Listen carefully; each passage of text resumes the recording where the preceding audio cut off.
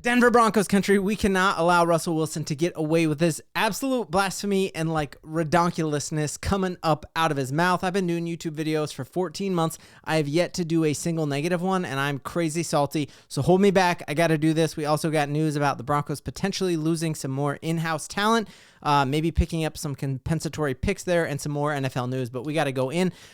First off the bat, that we had Russell Wilson done messed up, and he ran his mouth and completely defamed and threw Sean Payton under the bus, and it makes me insanely upset. So he was, of course, on the Pat McAfee Show, and man, it's like, I guess the show just loves to make me upset from Aaron stuff with Aaron Rodgers or whatever, but Russell Wilson intentionally slights Sean Payton here about the thing that Sean Payton is better at than any coach in the NFL, and it makes me absolutely furious. So we're going to listen to Russ and then see the receipts of just how absolutely wrong he was and bonkers he was.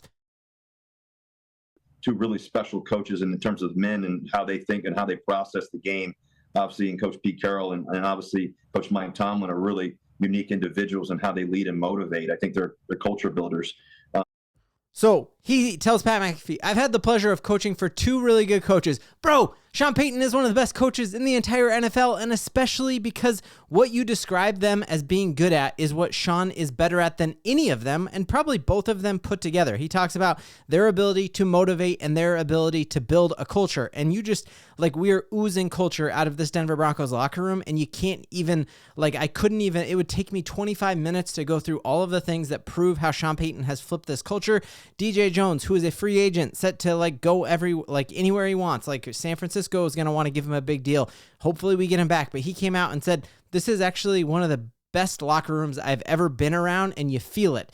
We see Nick Bonito getting trolled on Twitter because literally after the Broncos lost to the Buffalo Bills, he is crying. We see multiple Denver Broncos players crying. We hear Garrett Bowles say this is the tightest locker room he's ever been a part of. We see all of our quarterbacks like getting together for every single holiday there is and posting all over Instagram how tight they are. We see every position group do this. This Denver Broncos team has built like a crazy culture, which is why you took a team that was supposed to be the 31st or 32nd worst team in all of football and had them almost tied with the Buffalo Bills at halftime. They have totally outkicked their coverage because of how Sean Payton has built this culture.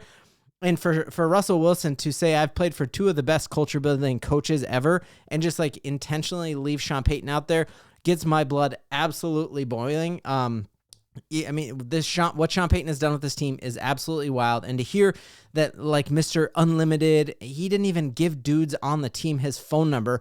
Bo Nix and Garrett and Jarrett Stidham and Zach Wilson are getting together at each other's houses, and their wives are best friends.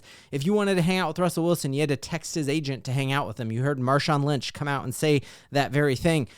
You heard Sean Payton talk about, hey, I want my quarterback to stop going around kissing babies and actually hang out and be a dude's dude. You see this team intentionally go and take a 2-week East Coast road trip by design so that they could hang out at that cool little resort and paintball and horseback ride.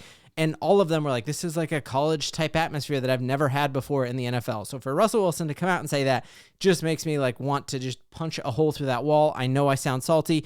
I'm living in Michigan now. We moved during COVID and we've had 4 snow days in a row and my kids are driving me nuts. So watching Russell Wilson, oh man, that was just got me going. And y'all remember Mr. Unlimited, Mr. like All About Me, that it took Russell Wilson till week 15 under Nathaniel Hackett to throw for more touchdowns than he had bathrooms in his house.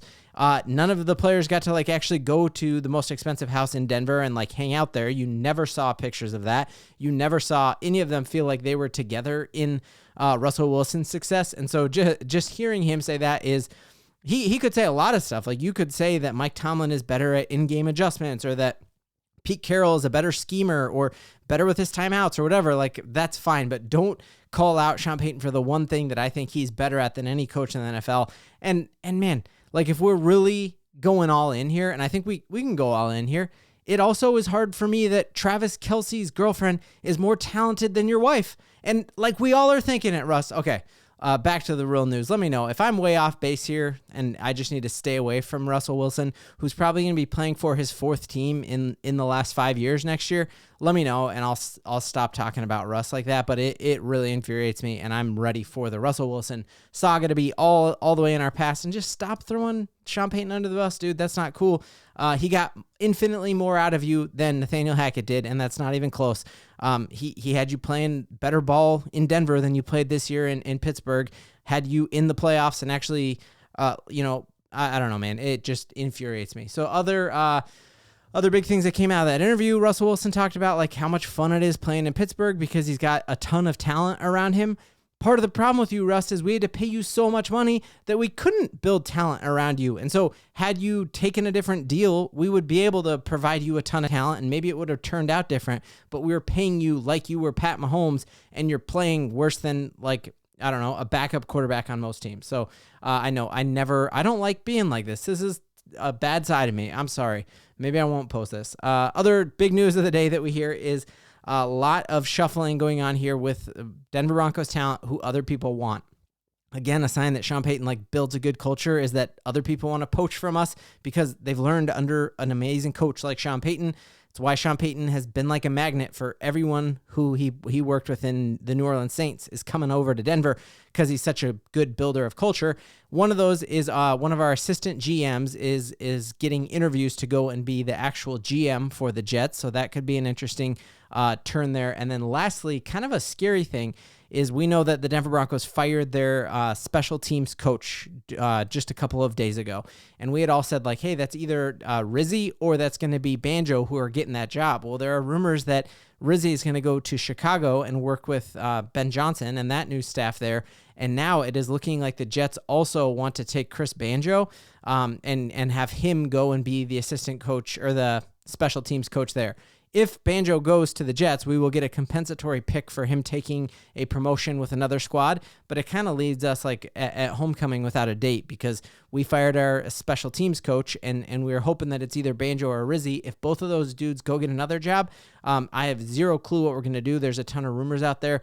Let me know what you think happens. My hope is that knowing that we do have the richest owner in sports, that they make either the deal for Banjo or the deal for Rizzy way better and way higher paid than either of those places. And ultimately, I think coaching in Denver, you could see maybe Sean Payton is a hard coach because of the expectations he has, but I think the elements of coaching at altitude where punts go further, field goals go farther, and knowing what you have already and you just continue to build that and knowing our fan base is fired up and excited.